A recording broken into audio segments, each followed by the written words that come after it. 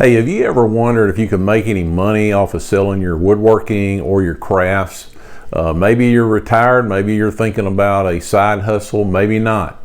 In this video, I'm going to be sharing 5 ways I have turned woodworking into an income stream. Now, I got to be honest with you, I'm not getting rich on any of this stuff. I have a full-time job, full-time commitments, but I am planning in the future, maybe next 2-3 years, to retire, and I think I can scale this up. Now, I do make some money now, and if you've seen in my videos, I've been able to, for example, to expand on my tools. I've been able to get some better tools from this, and maybe that's all you get as a result of it. It's really up to you how much you want to do on this, but I hope that you can take some things in this video and apply them to what you need to do. So join with me and let's get started. Okay, let's talk about number 1 is actually selling some of my crafts. I've had the most success from selling a lot of my writing pens. These are the wooden pens that I make on my wood lathe, and I have several videos of those out there if you are interested in learning about that. I'll probably do a separate video in the future on selling pens because I know a lot about doing that. I've sold a lot of those by word of mouth. I enjoy making them, I enjoy selling them. One thing that I have learned is that you've got to find the right market to sell these, and if you go down the road here to Hobby Lobby, I mean, they sell a lot of what look like handmade crafts there, but they're actually manufactured crafts, and they can sell them a lot cheaper. So you've got to go to the audience where they're going to be willing to pay more money for handmade items. Usually that's going to be craft fairs, or it might be on a platform like Etsy. And so what I plan to do in the near future is open an Etsy shop and sell some of my crafts there. Right now I'm in the learning stages of that. My daughter has an Etsy shop. I have a couple of friends that have Etsy shops, and so I'm trying to learn from them the do's and the don'ts as far as that goes. If you have some experience with that, feel free to share that in the comments. Now, second way that I make money is through AdSense, and I do this through my website and my YouTube channel. Yes, I have a website. You might want to check that out. But I have partnered with Google AdSense, and they place ads on my YouTube channel and my website. So if you're viewing my website or viewing my YouTube channel and you click on one of those ads, I get a small commission of that.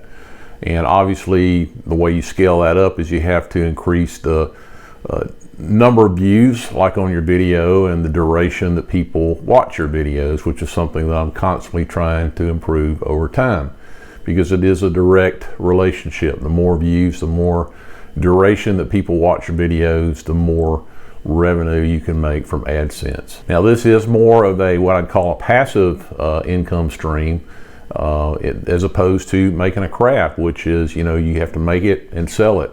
So this is more, the AdSense is more of a passive income stream. So now, third way that I make money from woodworking is digital products. So over on a website called Gumroad, I have an account, and I sell several digital products there. I sell woodworking plans, I sell 1 or 2 ebooks over there, and I think maybe 1 or 2 checklists.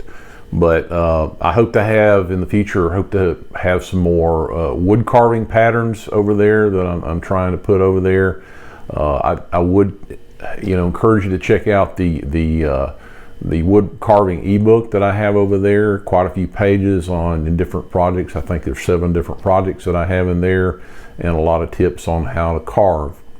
As I said, I use Gumroad, and they handle, once I upload the PDF files, they handle the e-commerce. They handle it all, the delivery of the digital product to the customer.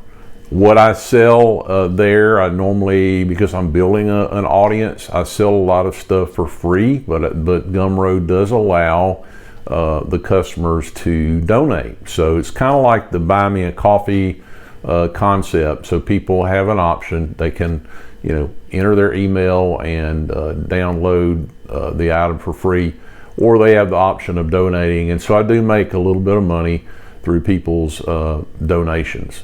So I will leave a link in the bottom to the Gumroad page if you want to go check out some of those products.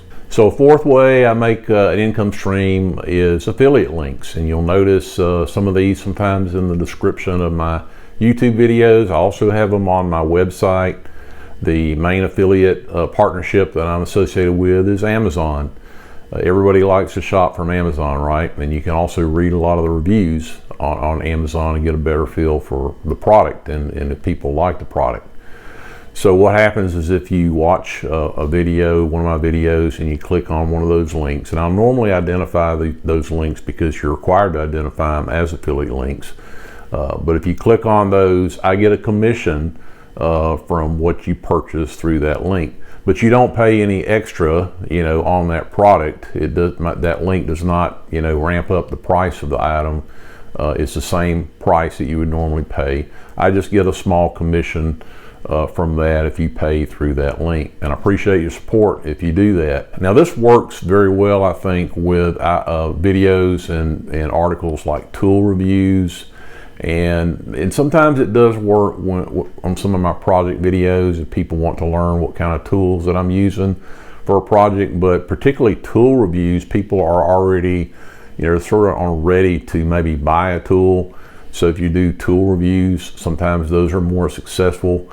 I also have an affiliate link with Kutzall, and so I give you guys a discount code for getting a discount on Kutzall products and bits, and then I get a small commission from that. So if you want to scale this up, and I hope to in the future, is I may reach out to more tool manufacturers or woodworking products and see if they have affiliate programs.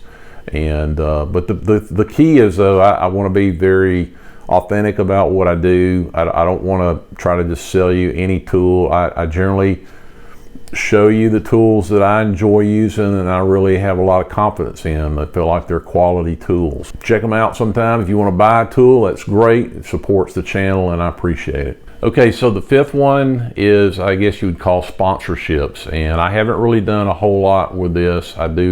Again, this is one of those areas I think I can scale up and improve on, maybe when I have more time to devote to it.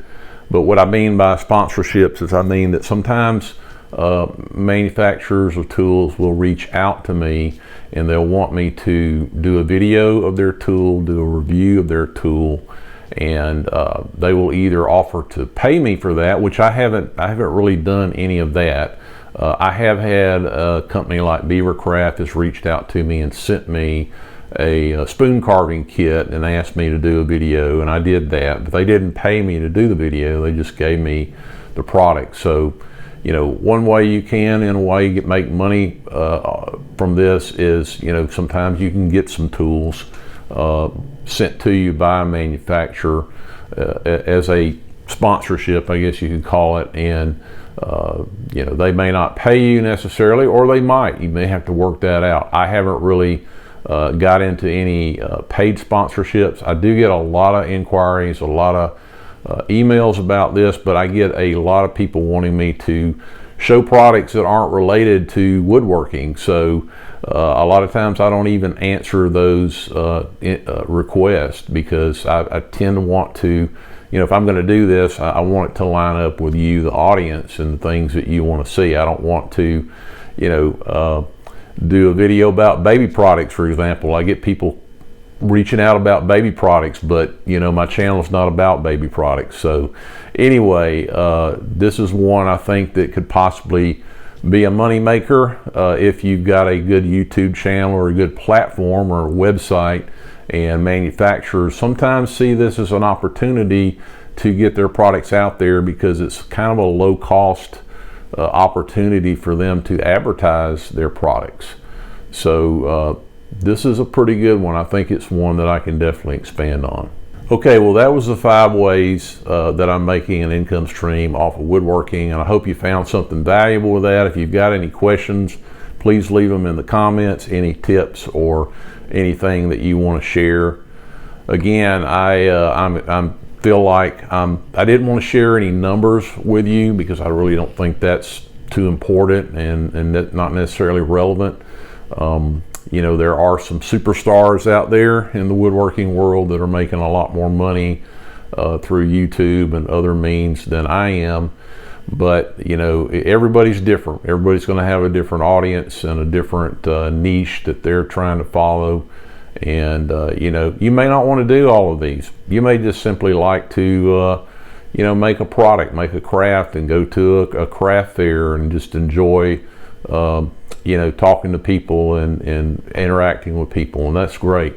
Don't feel like you got to do it all. I just share with you 5 that I'm familiar with, but there's a lot more other ways out there where you could make a, you know, an income stream off your woodworking. And I also have a checklist out there on the Gumroad page where I have brainstormed, I think, over 30, maybe 30 different ideas on, you know, how to make money off of your woodworking and crafts.